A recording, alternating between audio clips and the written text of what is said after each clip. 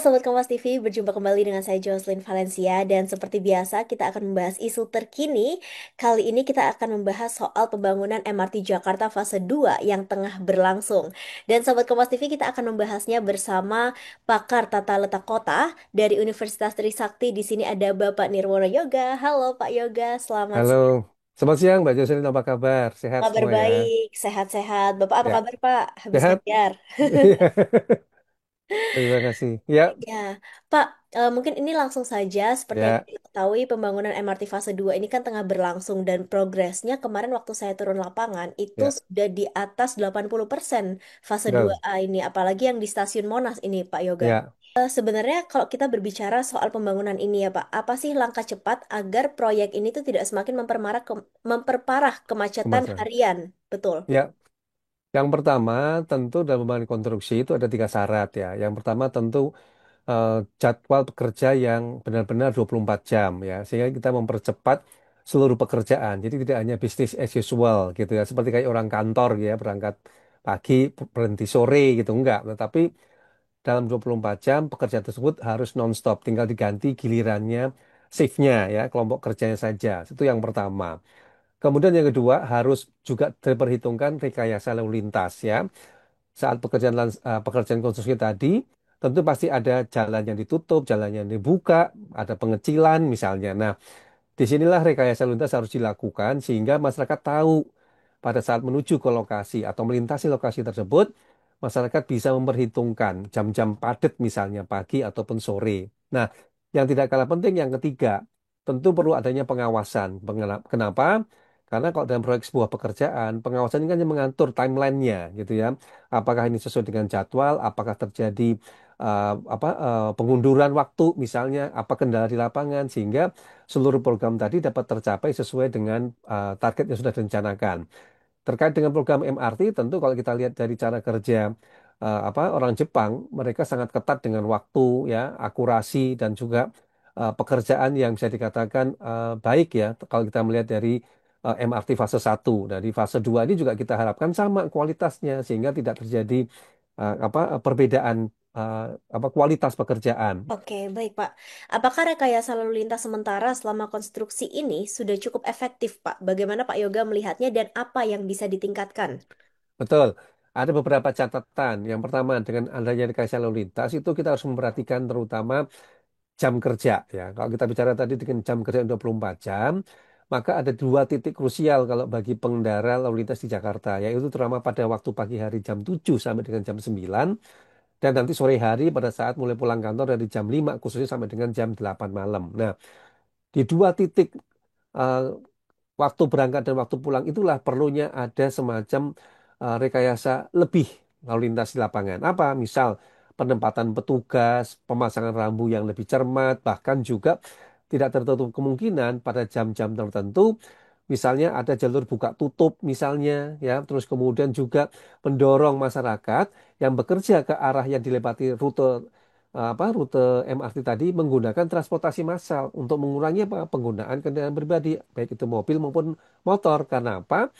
Kita tahu di jalur yang sudah ada MRT maupun yang sudah dalam proses konstruksi MRT sudah ada transportasi publik yaitu bis Transjakarta. Nah, tentu dengan semakin berkurangnya penggunaan kendaraan pribadi baik itu mobil maupun motor di sepanjang jalur konstruksi, maka angka kemacetan kan bisa kita tekan karena semua bisa didorong beralih ke transportasi terutama bis Transjakarta yang sudah beroperasi di jalur-jalur tersebut. Misal kalau kita bicara dari HI sampai dengan Kota Tua itu kan banyak pilihan bis Transjakarta yang melintasi lokasi tersebut. Nah, kenapa kita nggak beralih menggunakan transportasi publik?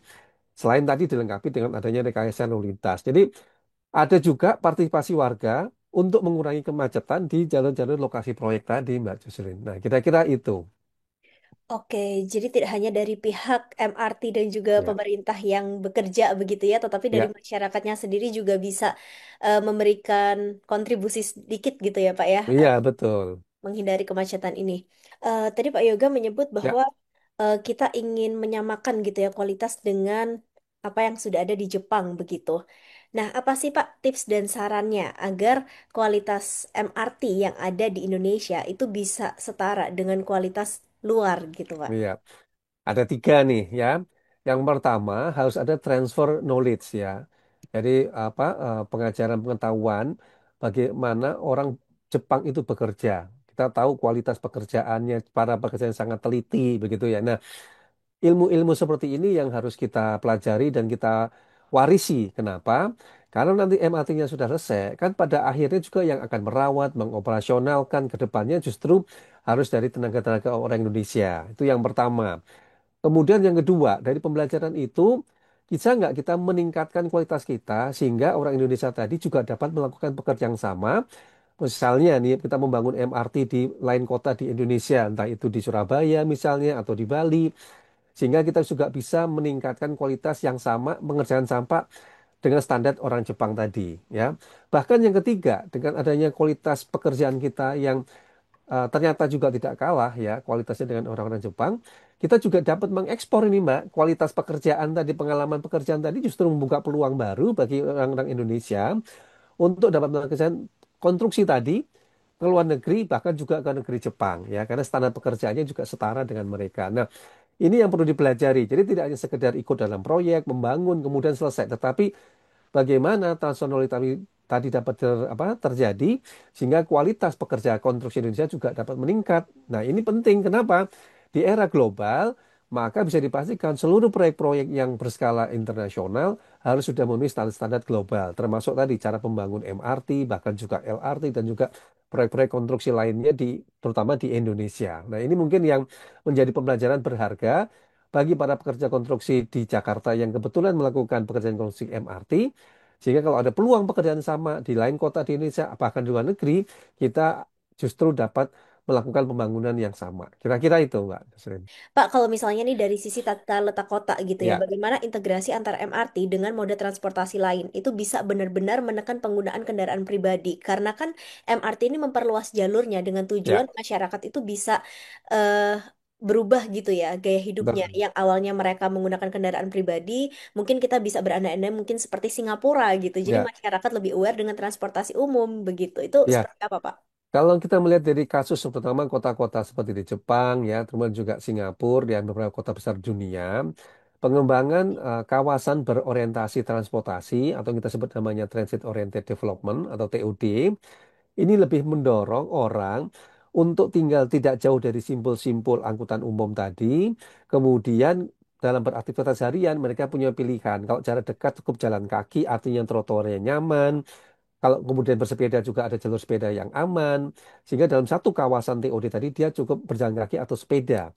Selain untuk mengurangi polusi udara, tentu kemudian kawasan tadi harus nyaman. Baru kalau mereka akan keluar dari kawasan tersebut, mereka menggunakan angkutan umum. Nah, kalau konteksnya Jakarta, sekarang ini paling tidak ada tiga pilihan. Satu ada MRT, dua LRT, tiga ada Transjakarta kan atau TJ. Nah, tentu diharapkan ketiga transportasi publik tadi akan menjadi tulang punggung perkembangan kota. Artinya apa? Jalur-jalur perkembangan kota tadi mengikuti jalur-jalur rute transportasi publiknya tadi. Nah, bagi titik-titik simpul transportasi publik tadi antara LRT, MRT, TJ, disitulah kita bisa mengembangkan kawasan tadi berorientasi transportasi publik dalam hal ini kita sebut TOD. Nah, jaraknya dari titik simpul transportasi tadi, baik itu stasiun maupun halte misalnya, itu dalam radius sekitar 800 meter, Mbak. Kenapa? Dalam 800 meter itu orang masih cukup nyaman berjalan kaki dari tempat tinggalnya tadi ke titik simpul transportasi massal. Misal, kalau Mbak Jocelyn tinggalnya di sini, ya sekitar 500-600 dari pusat simpul transportasi, warga cukup berjalan kaki tadi menuju ke stasiun ataupun halte sebagai kegiatan mereka sehari-hari. Jadi tidak harus naik kendaraan pribadi karena jaraknya cukup dekat. Sementara dalam harian, dalam radius 800 meter tadi kan mereka cukup jalan kaki atau naik sepeda tadi, Mbak. Nah, kawasan-kawasan inilah yang harus dikembangkan di seluruh titik-titik Jakarta. Untuk apa? Pada akhirnya nanti warga Jakarta itu tinggalnya tidak jauh dari simpul transportasi publik. Pada akhirnya nanti warga tidak perlu lagi naik kendaraan pribadi nih Mbak, baik itu motor atau mobil karena mereka punya pilihan. Kalau mau jalan kaki atau sepeda dalam kawasan, tetapi kalau mereka mau pergi dari luar kawasan sudah tersedia alternatif transportasi publik tadi, mau naik MRT, LRT maupun Transjakarta. Nah, kira-kira gambaran Jakarta masa depan seperti itu. Dengan demikian kita mengurangi tiga masalah besar utama. Apa? Satu pasti kemacetan lalu lintas ya. Kemudian yang kedua ikutannya adalah apa? Polusi udara juga dapat ditekan. Sehingga pada akhirnya Jakarta menjadi kota yang layak huni. Kira-kira itu. Berarti dari penjelasan Pak Yoga tadi bisa saya simpulkan bahwa transit oriented development itu berperan sangat penting ya Pak ya, untuk membentuk kota Jakarta menjadi kota yang sustain, Ya, kemudian hijau gitu ya. benar. Ya, Oke. karena begini Mbak Jocelyn, yang perlu kita amati, Mm-mm. hampir sebagian besar sekarang ya Mm-mm. warga yang bekerja di Jakarta itu tinggalnya di Bodetabek ya. Yang setiap hari harus bolak-balik ataupun komuter dari pinggiran Jakarta, bahkan semakin jauh dari pusat kota menuju ke pusat kota di Jakarta. Ya, beruntung bagi mereka yang rumahnya kebetulan dekat dengan transportasi publik, yaitu bisa KRL ataupun Transjakarta. Sekarang kan sudah ada Transjabodetabek gitu ya. Nah, tetapi bagi mereka yang belum tersambung dengan transportasi massal, maka andalannya selalu adalah kalau nggak naik motor, naik mobil.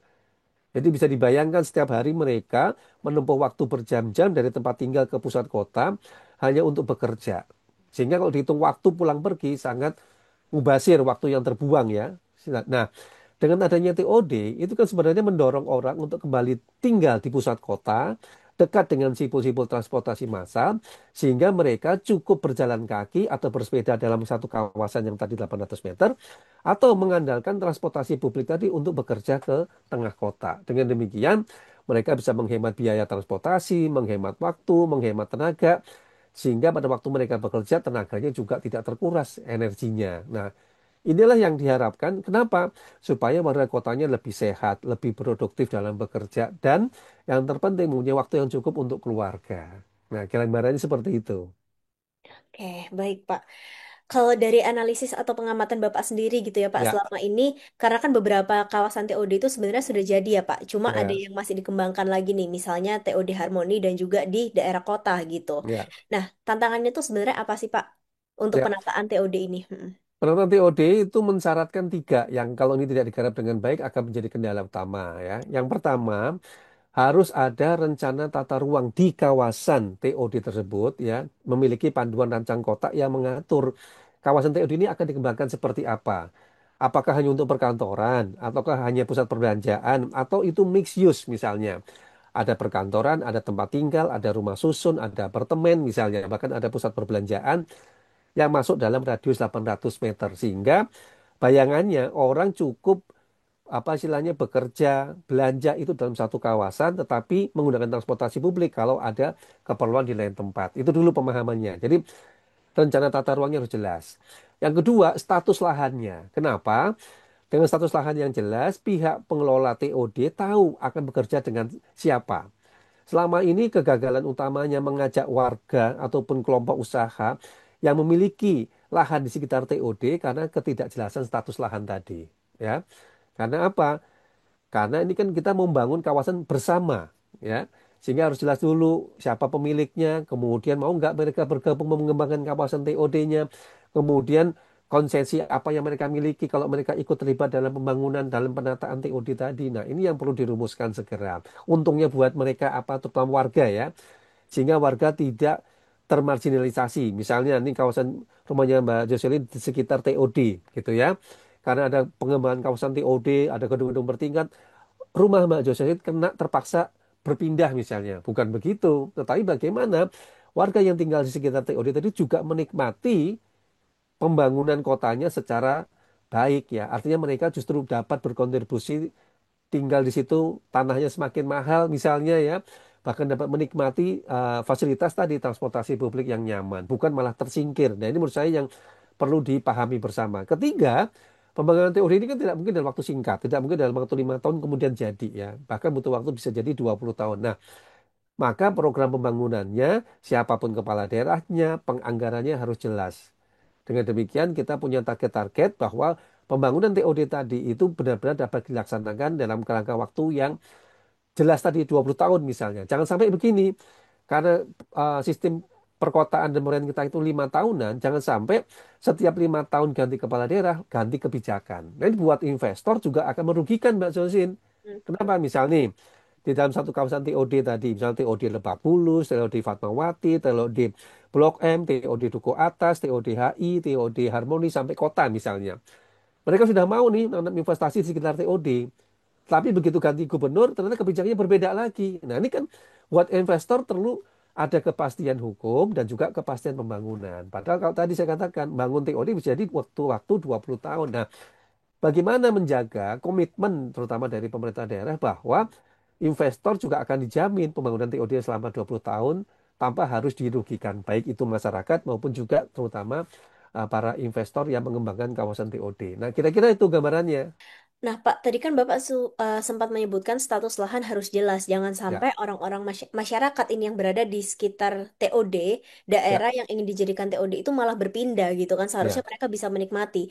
Tapi ini bagaimana Pak mengantisipasinya? Karena mengingat TOD yang dibangun itu membutuhkan lahan yang memang cukup luas gitu ya untuk ya. menjadi sebuah satu kota sendiri Ya, gitu, Pak.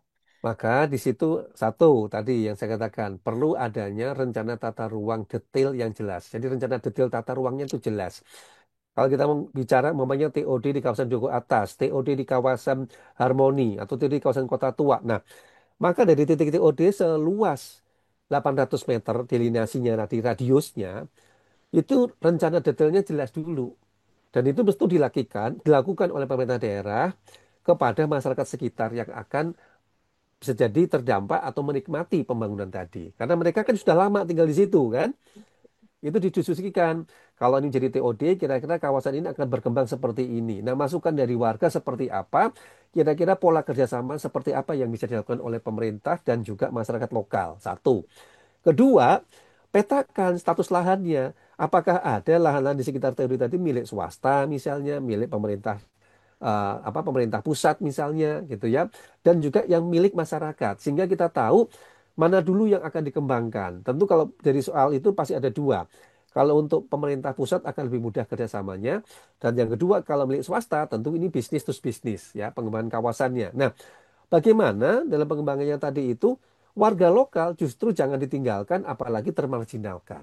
Sehingga mereka juga harus terlibat sebagai warlock tadi, warga lokal ikut menikmati, berkontribusi, bahkan ikut menanam saham dalam pengembangan kawasan TOD tadi. Nah, format kerjasamanya tadi dalam penentuan tata ruang itulah yang harus dilakukan, Mbak. Nah, kira-kira itu. Nah, kenapa? Kan gambarannya adalah kita membangun sebuah kawasan yang layak huni bagi semuanya. Hmm. Dengan demikian, warlock yang tinggal dekat TOD itu juga merasakan kehadiran manfaat dari adanya transportasi publik, manfaat dari pengembangan TOD yang tentu akan meningkatkan perekonomian dan kesejahteraan mereka, gitu ya.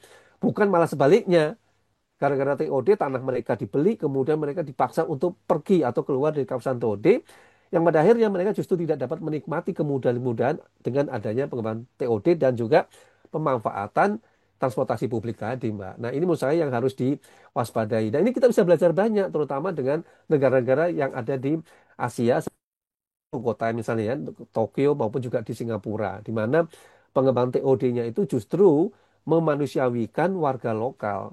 Jadi manfaat pembangunan kotanya justru mengamankan warga lokal yang dekat-dekat dengan simpul-simpul transportasi publik tadi. Kira-kira itu. Jadi jangan sampai terbalik ya, akibat pembangunan TOD justru warga lokal nanti yang terdampak.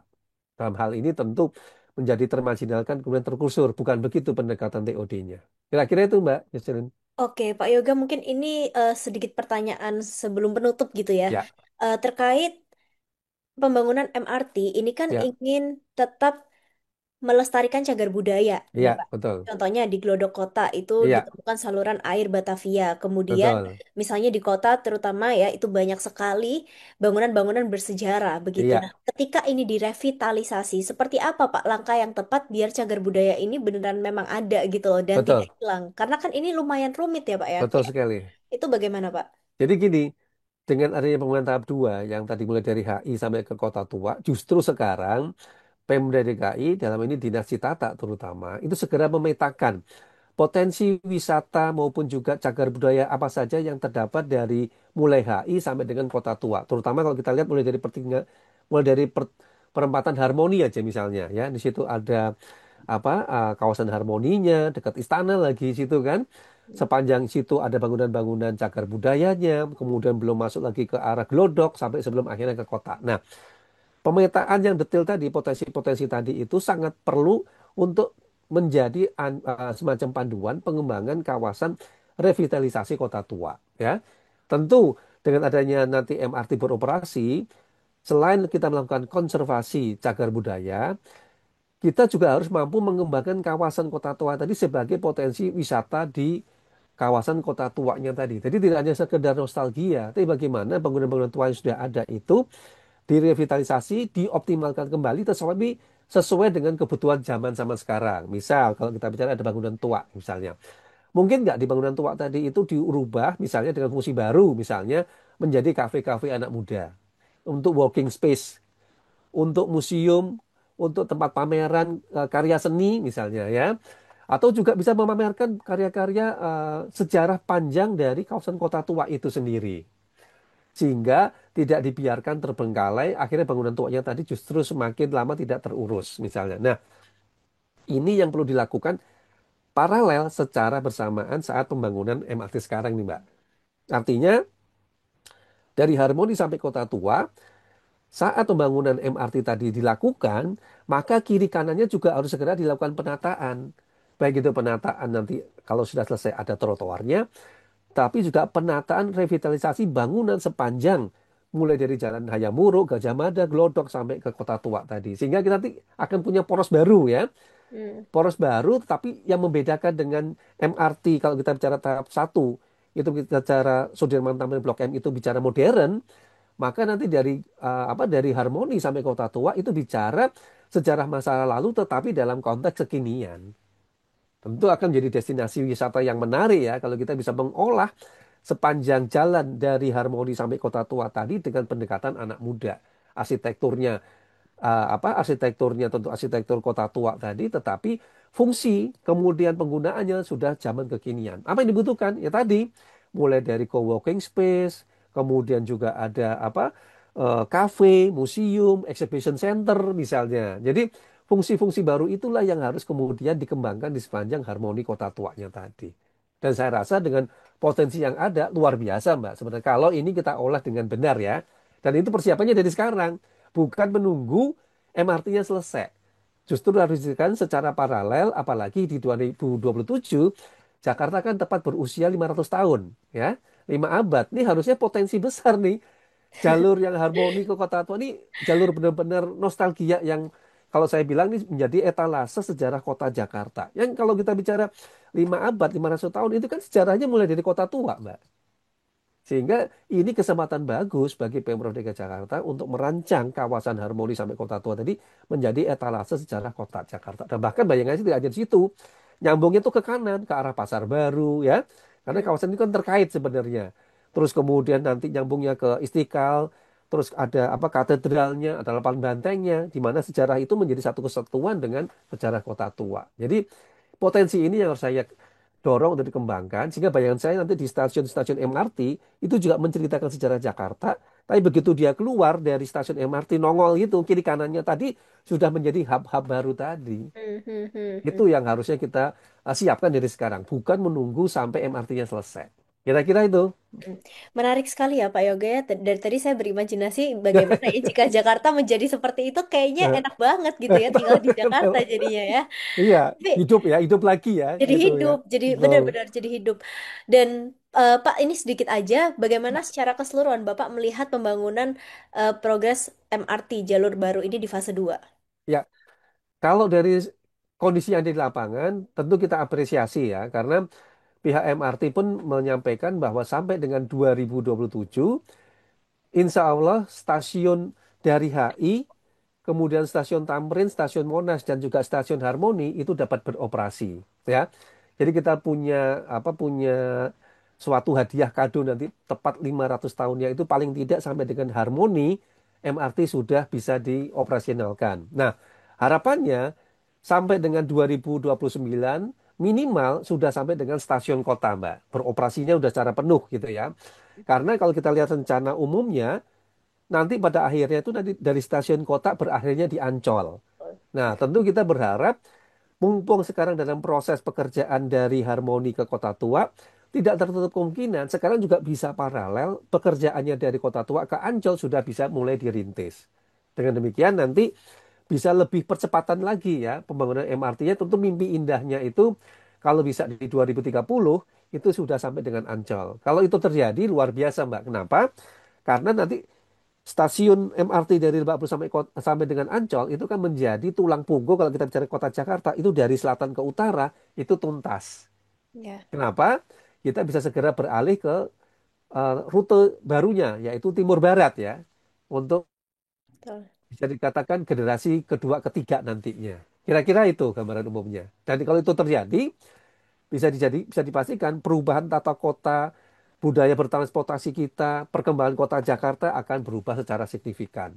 Harapannya tentu bisa masuk 20 besar kota global dunia tentunya. Nah, kira-kira itu mimpi besarnya. Oke, baiklah kita sama-sama doakan agar proyek Ya, ini bisa berjalan sesuai dengan rencana 2020 amin. dan 2029 ya Pak Yoga. Ya, betul Terima Mbak kasih Yusrin. banyak untuk Sama-sama. analisisnya dan semoga ini juga bermanfaat ya tidak hanya untuk masyarakat yang menanti-nantikan nih seperti Ya, apa hasilnya, tapi juga bisa bermanfaat untuk pihak MRT Jakarta beserta amin. juga Terima kasih. pemerintah yang menonton.